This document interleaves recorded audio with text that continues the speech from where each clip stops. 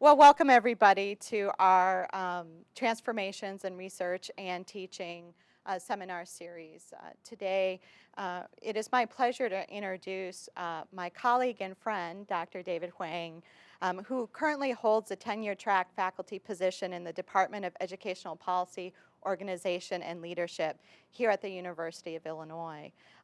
As you know, many of you, his research interests mainly focus on the cognitive as well as motivational issues in technology-enhanced learning and performance settings across organizations. In particular, he investigates the empirical relationship between cognitive and motivational processing afforded by highly interactive learning environments, such as digital game-based learning systems. His current research projects focus on the design differences between genders and other social variables in the context of game-enabled learning. David also carries out research projects in the context of online learning, online teaching and learning on a regular basis to promote learner and instructor-friendly online instructional practices. I welcome David here today because his topic is not only timely, but something that is critical as we're seeing game-based learning kind of infiltrating and being integrated in so many diverse settings. My particular background and interest is in K-12 education, where we're seeing a lot of serious gaming and a lot of both from the teacher perspective, being able to train teachers, and from the learner perspective of being able to see how we can enhance their learning. And then also in corporate settings in which simulation, serious gaming, all these sorts of variables are starting to impact the way in which we are gaining our knowledge. And David and I have had the pleasure of interacting on several different occasions on a topic where our interests cross. And I find his ability to understand not only the practical implications, but the cognitive implications quite critical in this age in which we're determining whether or not something like digital game-based learning is what we want to advocate for in our instructional settings. So I welcome David today for the presentation he will give us, and I also will thank our learning technology staff, because I tend to forget at the end, but they have set up some gaming systems so that when David is finished with his portion of the talk, we can engage with David while we also explore some of the gaming systems. So it's going to be a fun talk, because not only of the knowledge you will gain, but of the fact that you will get up and move around. And I am pretty good at the Connect. I'm a mean bowler, so maybe I don't sing, but I can bowl, so I'll take anybody on with that. So with that, I welcome David, and thank you for being here today. Thank you, Vanna. And first of all, I want to thank the colleagues in Learning Technologies to set this up. And it's a lot of toys around here, so I think it's the best environment to talk about something I feel very passionate about in terms of teaching, carrying out research, and asking people for money. So that's the best combination that I can get in the college. So I also want to thank my students being here today, and all of you will get 10,000 bonus points. So my background is in educational technology, and as Vanna has mentioned, my main focus, the main drive for me to carry out teaching as well as research activity is trying to figure out how to, what's the best way that we can motivate the usage of technology-based teaching tools, learning tools. So that's the big umbrella of my research agenda. So across different contexts, I play with games, I study games, and I try to design games and also online instructional settings. And I also play with some web-based stuff. So that's the context for me to carry out my, I don't want to say the scholarly work, but teaching and research activities. So the title today, I think, has more emphasis on the designing aspect of game-based learning. Although during the talk, I will share with you some of my research finding in this particular context. And feel free to stop me if you have any questions, I would like this to be a very interactive session. And so let's give it a try.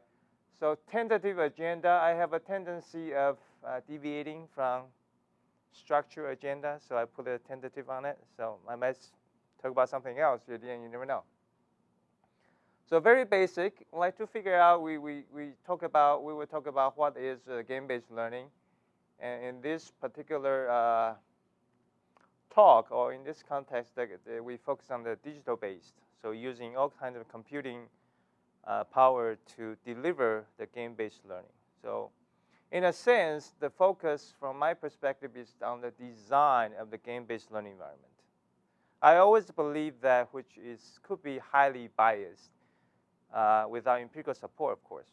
If you could design a learning environment with a lot of efforts grounded in theories, instructions, and model, when you deliver that learning environment to any instructor, the instructor doesn't really need to spend too much effort to deliver the instruction, because everything is in the environment, and all the learning process also needs to be designed into the environment. So basically, it's the design of the interactions between learners and the learning content, also the environment. So some pros and cons we talk about, at least in terms of research, why people like about game-based learning. And I know a lot of people, they don't think game-based learning is a good idea in terms of being integrated for instructional applications. So the second part I will touch on for my students mostly, the design process that I would recommend if you decide to carry out game-based learning design activities. Okay.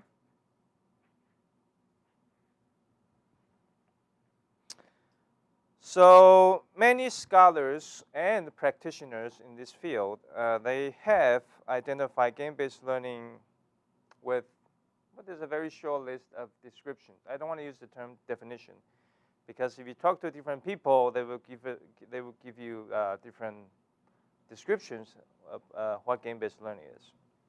But some keywords I do want to point out. First of all, it's a self-contained learning system, and also it should deliver instructional content. And via digital applications, that could be that I put in there intentionally, trying to cast a very wide net of technology we're seeing today. So we have this Xbox Kinect here, and computers here, and your cell phone, your smartphone, even not smartphone, they also have capabilities to deliver games. So all kind of devices that have processing chip in it, I will argue that it could be used as a vehicle to deliver game-based learning.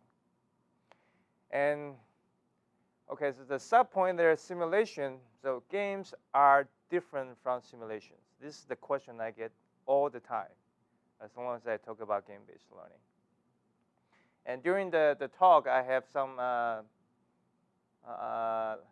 points with the star on the top. That's from my perspective, those are major difference.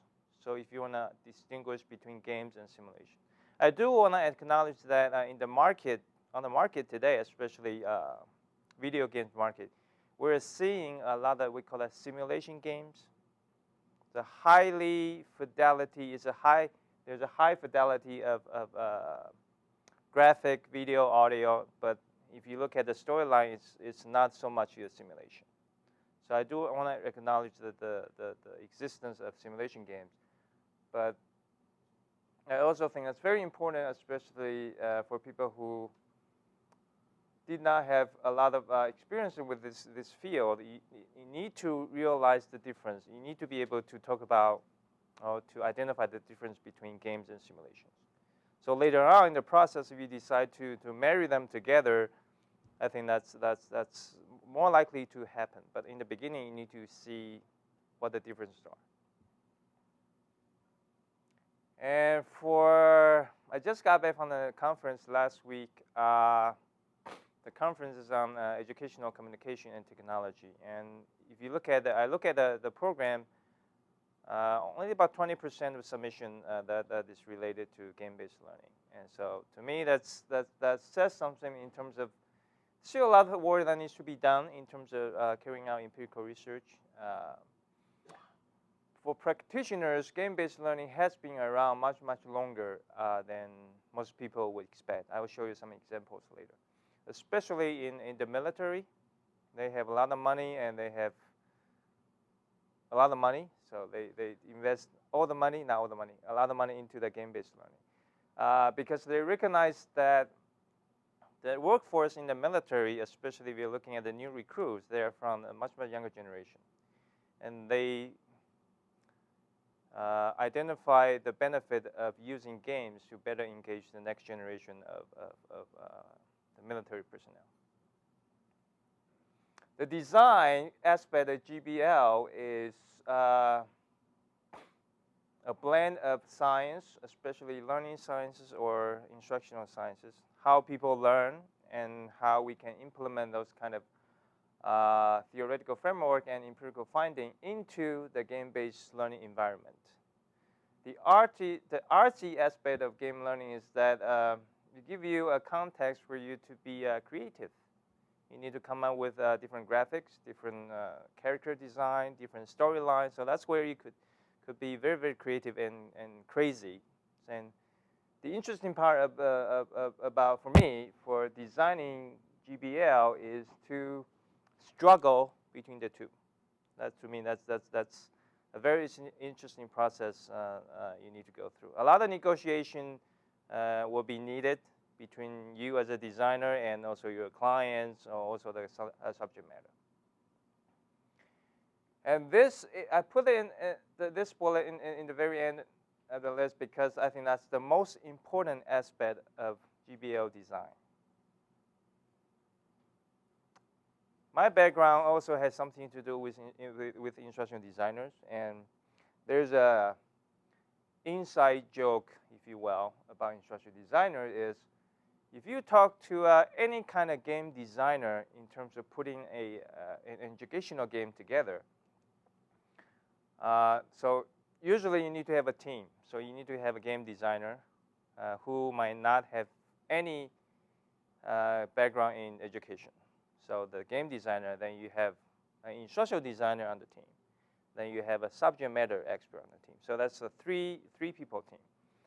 And the joke is that so the instructional designer will take all the fun away from the educational gaming, right? Because our training, instructional designers, as instructional designer, we are very, very concerned about the learning during the learning process and the achievement of learning outcome. And in the gaming environment, we also need to think about the playing part. If game playing is not fun, to me, that doesn't make any sense. So if the learning somehow wins over the competition with playing, then I might as well design a tutorial and give it to my students. So there is no need to have a game, because the designing and also the development of the GBL, believe it or not, could be very, very expensive. Okay, any kind of commercial game, if you look at the Fortune 500 companies, they also spend some money, not as much as military, but the average cost of developing a fancy game-based learning environment is about $500,000. So that's a lot of money if you look into that, and also a lot of time. So I prepared some demonstration for you. The first one, practice marketing, is a winner of a 2011. I'm also on the evaluation board for the Serious Games Showcase and Challenge Committee. It's mostly hosted for military. So they have this annual event trying to solicit video games developed by the industry for training purposes. So I do that every year. So this first game was the winner, the first place of last year's competition. And as you will see later, it's affiliated with a major publisher company, international publisher. The game is for business school students and learning about marketing strategies. The second game is for the training medical personnel, and it's developed by by George Washington University. And the third one is actually a commercial video game, Full Spectrum Warrior. This is an interesting example because the game came out first on the market. And the US Army then realized, oh, this is a really good platform for them to integrate their light infantry maneuvering training menu in the game. So they talked to the game designer, and now they have an Army version. I don't know if you can buy it from GameStop, but they have an Army version of Full Spectrum Warrior. I will show you some. I think it's a YouTube clip.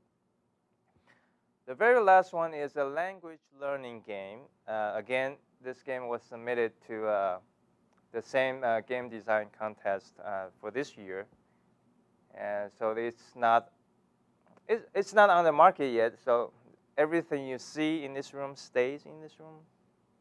No, I'm just kidding.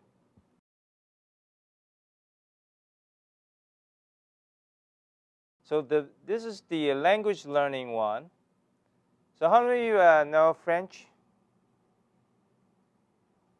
Great. So this is another submission.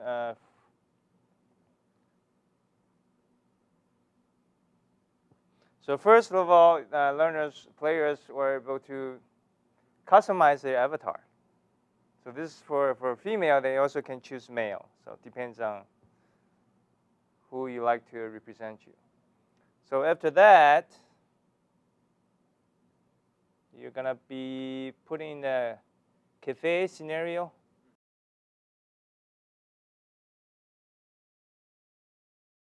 So here the storyline is you are the server, and you need to take order, and you need to make sure the orders are in the right places to make your customers happy. That's the storyline of the game.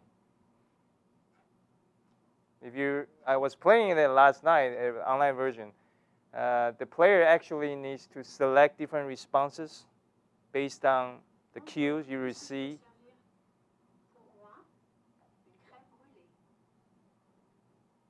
So now the customers are very happy, and this is for language learning. Okay? All right.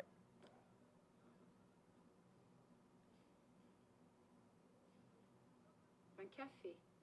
Merci beaucoup. I need to close this. Here we go. Some very quick examples about the diversity of game-based learning you will see, as you can see today.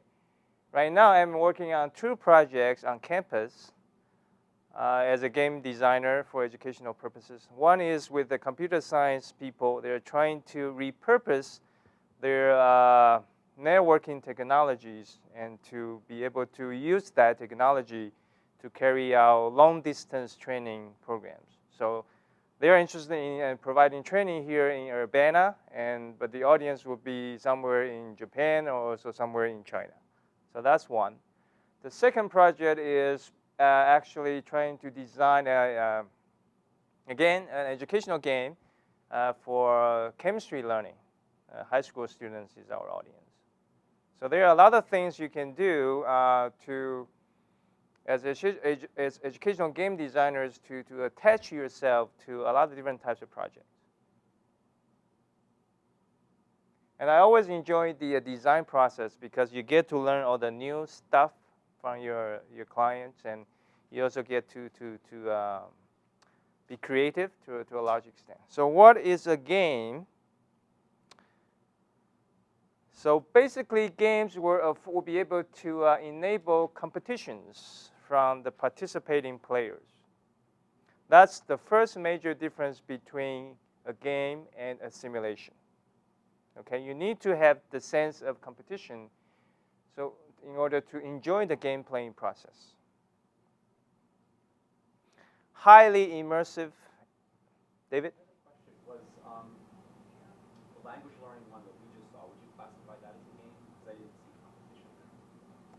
Well, there are other characters in the other aspect of the game. So that was just the example of the cafe. So competition is not a necessary part. Well, you still have the competition with the scores, and the other part of the game, you need to accomplish certain tasks. For instance, the first tag, not in the cafe, the player needs to find her friend within 6 minutes, because somehow the storyline is she lost her memory, so she couldn't remember what happened last night in Paris. So that's the competition part. I would just like to point, some games are appealing more to cooperation instead of competition. You also classify the need for a score. Right? In those kind of environments, you classify as competition. So Just trying to portray that some games are more into cooperation as a background. So the marketing game, for example, you have a team of colleagues to work with you, but your goal is to beat other teams in your class. So that's the competition component. So you started this all by saying that you were going to give many definitions or many descriptions Right. of games. So is this your description of a game, or is it sort of the general? This is a general understanding. You can find it in many articles and also in book chapters. But the issue of competition, is that a? It's a universal feature of game. Okay? So the second item will be the keyword here to me is non-utilitarian. So you play game for fun, not so much for any kind of material gain. You just enjoy the playing process, or you enjoy the feeling of winning, not so much for losing. And games usually are closed system, and they have very specific rules for you to carry out your activities.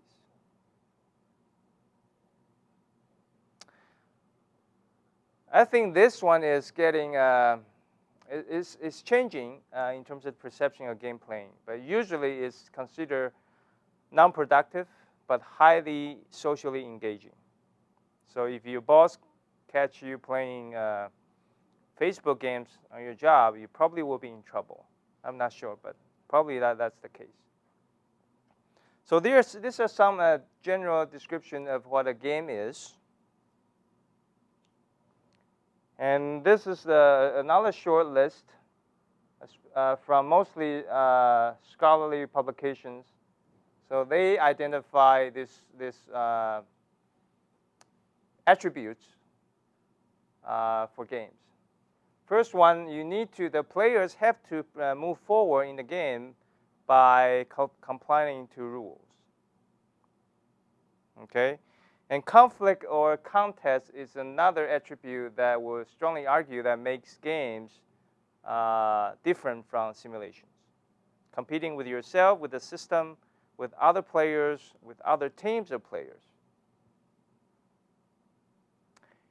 And the make-believe one is another unique attribute for games because there's the fantasy aspect of game-based learning. So you need to have some fantasy elements when you're trying to design a game-based learning environment. Things that are not realistic. For instance, the Nintendo game Mario would be an example of a fantasy world. It's not realistic at all.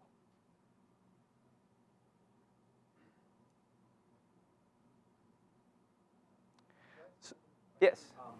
That last point about it not being realistic, you were talking earlier about a chemistry game. Hmm? So what would be the non-realistic aspect of that chemistry game? I'm glad that you asked that question. So during our first meeting with the team, we have 2 chemists and 1 game designer. I'm the education person. The first thing we agreed upon in our first meeting is we do not want to create a game that people say, oh, this is for educational purpose. We purposely trying to use storyline to camouflage the learning processes. So right now, idea we have is to situate the entire game playing process in somewhere in London, downtown. And as a game player, as a character, you need to find out these elements in order to save the city from something bad from the aliens. So those are storylines we're bouncing around. So we purposely want to camouflage the learning processes. So you have the learning process in the foundation, in the basic layer, learning objective, learning activity. But the game-based learning, is, from the design perspective, you also need to have a very engaging, also flexible storyline. So give you another layer on top of the learning process, so you can be creative. And also, for us, at least for the chemistry project, we really want to, because there are a lot of educational games out there. When you turn it on the first page, oh, this is for educational purposes. We don't want to do that. We want to somehow lure high school students in the game playing without giving them any hints that this is about learning chemistry. So I don't know if that answered your question, but.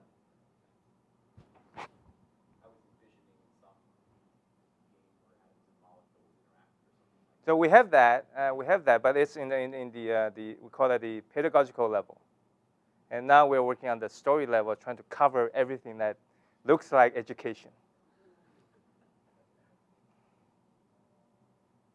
So whenever you're talking about game, you also need to think about play.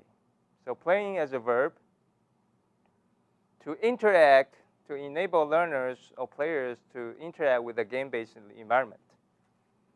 Okay, so without the playing as an activity, games would be meaningless because there is no interaction between the player and also the environment. So here are some descriptions about what play would be, especially in the context of a game. So the key point here is they are interconnected in many perspectives, in many ways. So when you design a game, you must have playful activities. You must have entertaining elements. But when you throw in learning, that complicates the situation. So here's the graph I put together. When you're trying to design a game-based learning environment, there are three major circles. Game as an environment, playing as a process, learning also as a process. When you're thinking about the design, you have to emphasize all three of them equally. That's the design process. But going back to David's earlier question, when you present the game to your audience, you want to hide the learning part. To me, that's the most effective game-based learning you can have. So that's the final product. So when your audience turn on the game or turn on the device, they see playing, they see games. They don't really sense the learning. But when they dive into the process of playing, learning, hopefully, by design, will occur. But right now on the market, we are seeing a lot of, so on the market right now, if you look at the App Store, all those kind of educational app, you can see all three circles in any kind of educational game. It's educational. But I would like to suggest that a better, a more effective, and more engaging game-based learning should minimize the, I use the word mask, the learning process. Yep. Why do you view that as being more effective? Is it just the idea that if people think that it's educational, they won't enjoy it as much? Right. Engaged by it? Because game playing, again, is non-utilitarian. You don't come into a game playing for any work-related or learning-related purposes. You just want to enjoy the process. So that's the argument there would be, if you given the label or give any hints in the very beginning that's for educational, somehow I will argue that will take the fun away. Not all of it, but just part of it.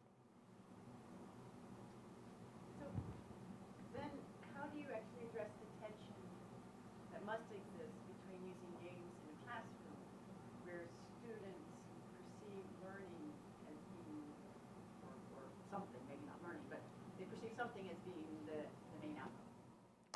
Well, using games in the classroom, there are different ways. Using as a rewards, using as a different types of learning instruction strategy. But here, my focus is to design entire learning process as a game. So you don't have to have a classroom.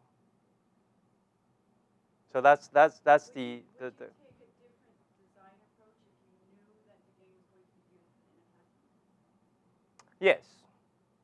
For instance, you need to get better. That's also goes back to the chemistry project. One thing we're trying to figure out is we created this game learning module, and teachers need to have buy-in. So they want to use it as an instruction strategy, so the scale of the game module cannot be too big. So in a way, the module has to be flexible enough so teachers can, oh, so this could help my teaching, so I will use it. So that's the different design strategies. Yes?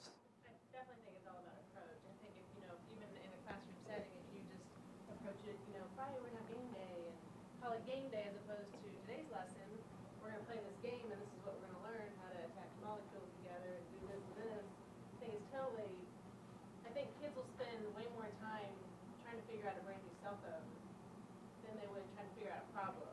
So even though to us that would be a chore, I think it's total approach, and I think they're pretty easy to trick, kind of tricking them, I guess, but I think it's just approach. There's also some interesting studies that have been done, not in game learning or that sort, that actually says that if students understand why they're learning what they're learning, Right. they're more apt to actually Right. learn.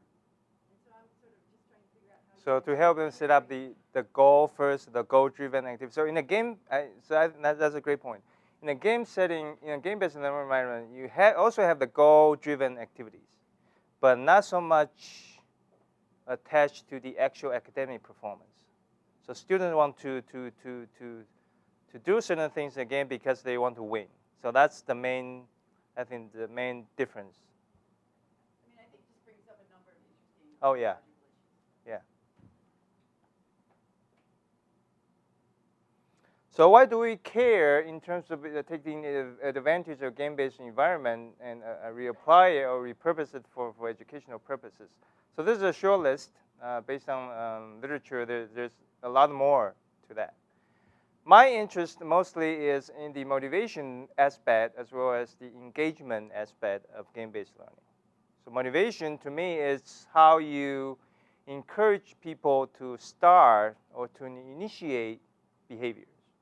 Oh, this is interesting, so I'm going to try it.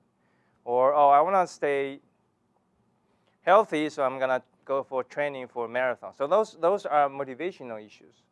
Engagement issues is kind of different. Somehow should happen later in the process. So I was highly motivated to join in a marathon training for 12 weeks. And the third week, I decided I'm going to give up. So to me, that's lack of engagement. So you, in the beginning of the process, whether it's for playing or the learning, you bring up your audience motivational level to the top. So that's the first task. The second task, engagement-wise, you need to sustain their behaviors toward the end of the activity. So for the game, I think the games have great potential to not only to motivate, but also to sustain the intended behaviors. Of course, problem solving and teamwork, there's a lot of things you can do in a game-based environment. So this is some screenshots. If you're familiar with the Horizon report, they identify game-based learning as the upcoming trend or application in educational setting. This is a screenshot from a school in California. They actually use game in real classroom. And according to their study, the game-based learning students perform better, slightly better than non-educational, non-game-based learning students. But again, it's just individual study.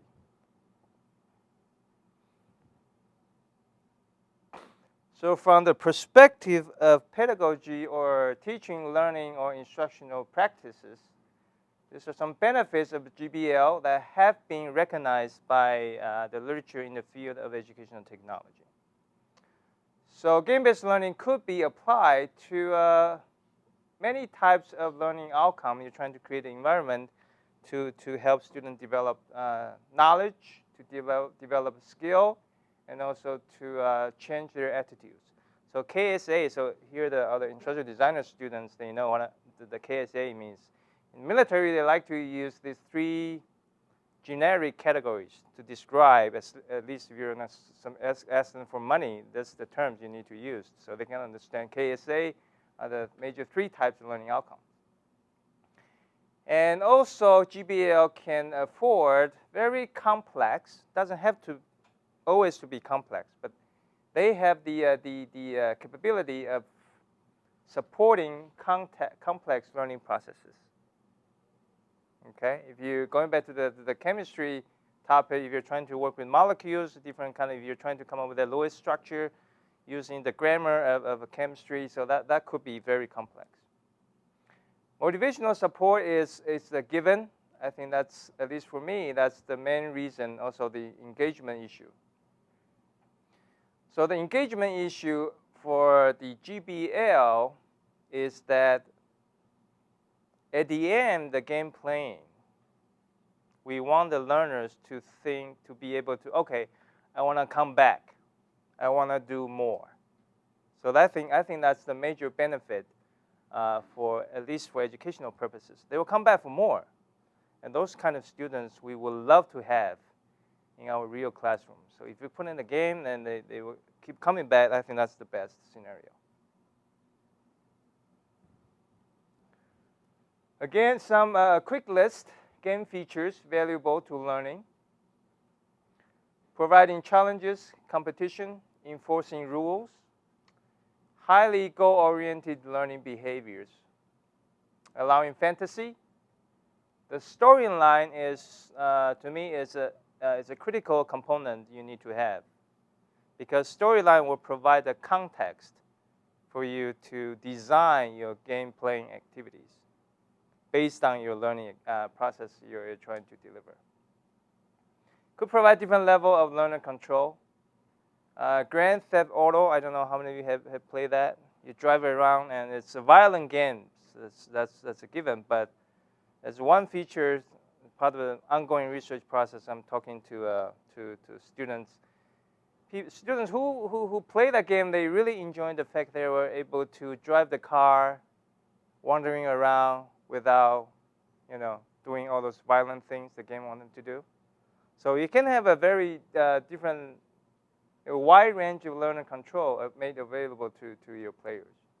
Immediate feedback, it's another given in game-based learning. So first shooter game, so that's quite obvious. If you miss a shot, then you have to start the game again. Multimedia elements, I think that's one thing I really like in terms of technologies today we can access. So using Xbox, using your phone. So multimedia, we're talking about sound, we're talking about graphics, we're talking about animations.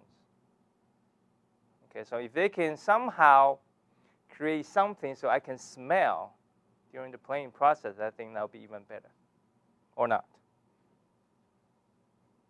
So given all the good, all the pros, all the advantages recognized by prior studies, we still have probably equally amount of problem we're trying to resolve, especially in game-based learning. So we have on the very left side, you have all these game features. There's a lot of them, plus the combination of features. So you have you have a lot of options. So what will be their impact, first of all, on learners' motivation? So a lot of people will use game because, oh, it can motivate the learning behaviors. That's, in many cases, that will be their first reason to utilize game-based learning. So if that's the case, we want to make sure that learners could be adequately motivated by the game. We don't want to overwhelm our learners using game-based learning. Okay? So if you're overwhelmed, as a result, you won't be able to learn, at least cognitively, as effective as you want it to be. It turns out to be, at the end, the performance issue will come up to play, and too many game features too much motivation or not enough motivation influence the cognitive learning process. As a result, the performance at the end could be better, okay, if we actually align all those elements together. So based on the pilot study, I had more than 200 students participating, evaluating an online game. We used the structural equation modeling. We identified the relationships between game features on the very left side, motivational processing, three major components, I'm sorry.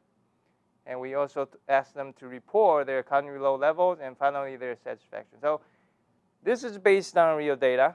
So as you can see, it's not as, let me rephrase that. There are a lot of more studies that could be to be generated from this exploratory finding.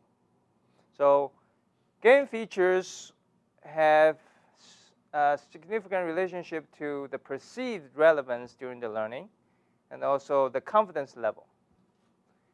But as you can see, the attention, which we use the framework, attention was defined as the level of curiosity that students perceive. So attention has, according at least to the data, has no significant relationship with the cognitive load level reported by students. So those to me are interesting areas of future research. But I think more importantly, demonstrate the complexity in terms of designing effective game-based learning environment. So put it in a simpler way is if we have very limited processing capacity, or working memory, for instance, and we put the students in a game-based learning environment that just pour them with a lot of gaming features. So we are looking at overwhelmed students, and they couldn't perform, they couldn't learn in the environment. So that's the big picture, I guess, well, literally big picture of my research agenda. So that's the research part of it, very brief. So to sum up things we still don't know, we still don't know what kind of game features can actually support learning in general, and what type of game features can actually target specific type of learning. So we're trying to teach, for instance, metacognitive skill. So what kind of game features should we have? Should we emphasize in that environment? And the second one is the game features and their impact on the perceived motivational support. And we want to be able to manage, we call it gaming stimuli in the environment in order to maximize the outcome of learning. Motivational, cognitive, and finally would be the performance. And finally is some demographic concerns. For example, the study we're carrying on right now is trying to figure out if there's any gender difference when it comes to the design of game-based learning environment. In the industry, more than 95% of video games were designed by young men. And their perception of the world, I suppose, would be very different from their counterparts, female participants or female audience. So that's one thing we'll have to figure out. But the industry will also indicate, I don't know if maybe it's biased by the industry, but they also claim that right now it's about 50% if you look at who actually are playing video games, commercial video games. Okay? So the design part of the GBL, I have some slides just to very quickly, basic strategies. In order to design effective game-based learning environment, I think that's a very painful job to do. David? Yes, I was wondering, thinking about the learning aspect of it, I was wondering what learning theory or theories you tend to draw on, trying to design the game to kind of make sense of the learning outcomes. We, in the field, in instructional design or in EdTech or instructional technology, we actually have a substantial amount of publications. We call them game design model. I will show you at least one of them later in the PowerPoint. So we don't necessarily use learning theories directly. So we have the instructional design theories that's on top of the learning theories, trying to describe, trying to prescribe what the learning process should look like based on learning theory. So we do have a lot of publication on that, especially for gaming. But the learning theory that you said the learning theories that you use, what learning theory or theories are those that you use? We don't directly plug in the learning theory to the design. So we have the learning theories as a foundation to tell us how we learn. And based on that, we have the instructional design theories. So it's another layer. So basically, usually we use the instructional design theories to carry out our design activities. So would a different instructional design theory be more aligned with social constructivism versus a different learning theory? Yes. So so it depends on what design theories or design models you use. A lot of design models that we talk about in class are very behavioralist because it was originally developed for the military. And right now we're seeing more and more constructivist or social constructivist kind of model. Okay? So through the design process, the key point here is you must play. It's a very painful job to do. But you must play. You must experience the playing process. Doesn't have to be educational game, but you need to get a sense that how the game playing process will engage you as a designer. So designing game-based learning is very much like shooting a movie. So I don't have any experience shooting a movie, but I think that's the best analogy you can come up with. So it's very subjective process, but you need to experience that firsthand by yourself. Renato? Just to make a comment, like some of the games are really moving in the movie industry scenario, like Uncharted 3 and the whole series of Uncharted that you have a story has been very successful for PlayStation to have that strategy. You have a continuation of the plot, and it looks like a movie with like 1, 2, 3, like a Right. saga. And there are lots of articles comparing now with the whole thing. They go to like Egypt and they shot with the actors. They need to do all this kind of movements as a realistic. They're shot in the game as a movie. So that's a good point because when you're trying to make a movie, the storyline is the key part. And I would strongly argue that for effective game-based learning design, you also need to have a very engaging storyline, narrative to guide your learners. So post-game performance transfer remains a significant issue we are trying to address.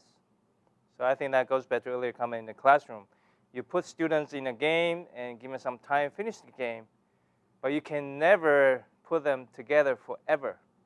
They will have to leave the game-based learning environment to realistic setting. So how would you address the performance transfer? So the skills students could learn in the game, how can we enable them to apply or to repurpose those skills to solve real problems? So that's a big missing chunk in terms of literature. Yes? I just want to make a comment about something I experienced in the business school. In our marketing class, we used a kind of a similar type simulation game with that backpacking example, but it was for the pharmaceutical industry where you were managing a pharmaceutical line, and there were all these different choices you could make. You had a budget, everything else, and you were in a group, just like this other situation. You're competing within your class. And then, there were different stages. So for each class session, you'd have completed one station, and you'd actually be learning topics in the class that were applicable in the game. And then, we'd have to write write-ups each week. You're being ranked and things like that. And it was I thought, very effective to really ground the learning in the end to be able to actually do it in a simulation like that. So business school, I think they apply those kind of strategies very effectively. So here's a slide on things, tools, or technology you might need for you to design effective GBL. So first-hand playing experience is a must. And I would strongly argue for the integration of systematic learning design process or instructional design process. So you have a model, so you follow the model to create your design. The worst scenario using that would be something goes wrong, at least you can go back to the specific part of the model to figure out, okay, this is where that might cause the problem. So you need to have a systematic design process to follow. And I also want to point out game design is different. It's different from game development. You talk to most of the people on campus or outside campus. Game design, the first thing they think about is, oh, do I need to program? Do I need to know C++? I don't think you need to know programming at all if you only want to design educational games. So you put a design blueprint together. We call that design document, specifying learning objectives, audience analysis of people in my class are going through that painful process right now. So you have to come up with all the design decisions supported by rationale. So that's the design document. You don't really need to look into programming. Then you can deliver, or transfer the document to the programming experts or the development staff. But today we have a lot of web-based, free, open source editing tool you can use. I use GameSalad, and some of my colleagues will use Scratch from MIT. That's a free open source tool as well. GameSalad is only for Mac, and GameMaker could be used for PC. They're all free and very easy to use, drag and drop. A little bit of programming, but not a lot. I'm sure all of you can figure it out. Whenever you want to design an educational game or a GBL, you need to have a multidisciplinary team. You need to have an educational person who knows systematic design process. You need to have subject matter expert. And you also need to have a competent programming team. So those are three major expertise you need to have. So we talked about the design model earlier. This is the short list. At the very top, we call that instructional system design models, telling you how to start with the design process. And the second one is the ARCS motivational design model that I use a lot personally on my projects and my research. And the very last one is the game object model. I think this one would answer David's question earlier. Here is the model. Game space, visualization space, element space. So all of the spaces you can see in the model. I don't really like to use the model because it's very confusing. It doesn't really tell you where to begin. It tells you, however, things you need to think about when you design a GBL. So in the literature, especially for education technology, you will find a lot of design models like this from different perspectives. And the majority of them didn't have a linear design process most of us would be comfortable working with. Okay?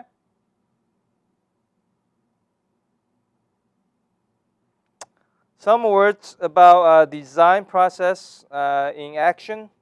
Always starting small. Start with one learning module or one learning object.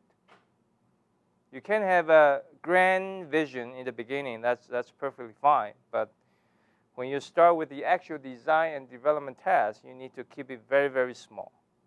You're trying to teach only one. For those of you who have gone through test analysis, the small scale means that you only focus on one performance objective. Okay? Some critical design components. First of all, you need to have clear learning objectives or performance objectives. The second thing I will argue is that you need to come up with a storyline to give yourself a context for the follow-up game activities design. Because you will run into problems. You will run into problems when you're trying to convert your learning tasks into playing tasks. That's the major challenge you will face during the design process. So with the storyline, at least that give you a platform to be creative. So if the storyline is Princess Rescue Prince, that will give you a very generic sequence of events that you could follow. So to a large extent, you're trying to match the sequence of events suggested by the storyline with your learning task analysis or with your learning task process. So that's you're constantly playing the matching between the two. Of course, doing that is because you want to camouflage the learning process with some different attention-grabbing storyline.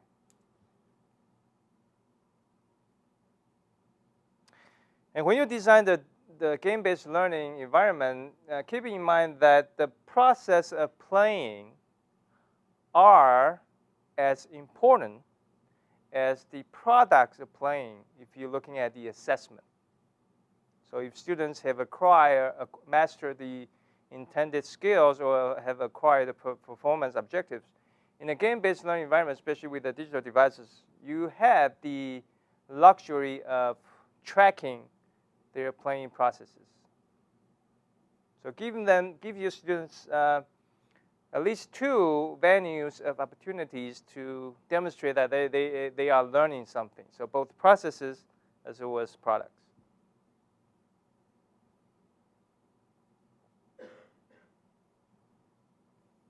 So cost is always the major concern for developing and also for designing game-based learning.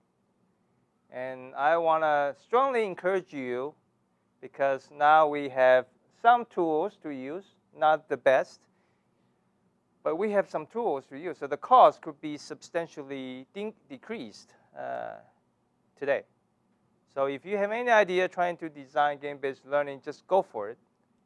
And once you have the design ready, and it's much, much easier today to find a tool that could help you make the game a reality. Programming, minimal, and delivery platform. With all this platform software, you can develop games for computers, for your mobile phones, and also for your tablet PCs or iPads. So those are multiple platform delivery possibilities. Finally, the sustainability of GBL, we kind of touched on that earlier. You want to make sure if you're designing a specific learning module for a particular course or a particular curriculum, you want to make sure that the game-based learning module could be reused or could be easily repurposed in the curriculum. Otherwise, you spend, 6 months, a couple of $1,000, and to develop the game, and it can only be used once. To me, that's not a smart design decision to make. Okay?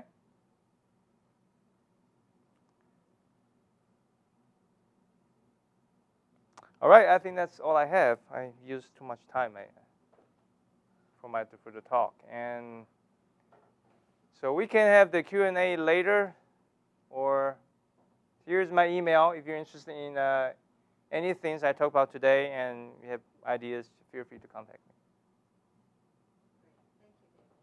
me. I was sending those links. My kids, who are 4 through 9, are interested in gaming, and we actually use a tool, a PC-based tool called Kodu. But I was looking for a Mac one, so I was emailing it so I wouldn't forget. But it reminded me that all these presentations are streamed off of our Transformations website. So in a couple of days, this one will be streamed as well in case you would like to go back and review or get some information. The content was very detailed and crossed a broad perspective. So I thank you for all that you put into it and Thank for you. all that you shared and for the questions that were asked. It certainly is a very timely, in K-12 we look at it for a way to bring problem solving, collaboration, critical thinking, communication, because at very early ages the students have to figure out how to engage with each other, and sometimes gaming is a universal resource for them, both in the development of a game as well as in the process of playing that game. And I sort of joked at the beginning about bowling, but I kind of use it with my kids to help them understand angles and reflection and all that, so that when they actually get to that in the classroom, they'll be like, oh, you know, it won't seem like such a foreign concept, because as they would relate to it. But it's kind of funny because sometimes they're like, oh, we just want to get a good score, Mom. Can you stop talking? So, but with that, we do have some setups and for you all. I think one of the things that you said, to be an expert in the designing Right, of you have games to is play. firsthand playing. So we are going to offer you the opportunity to have that firsthand.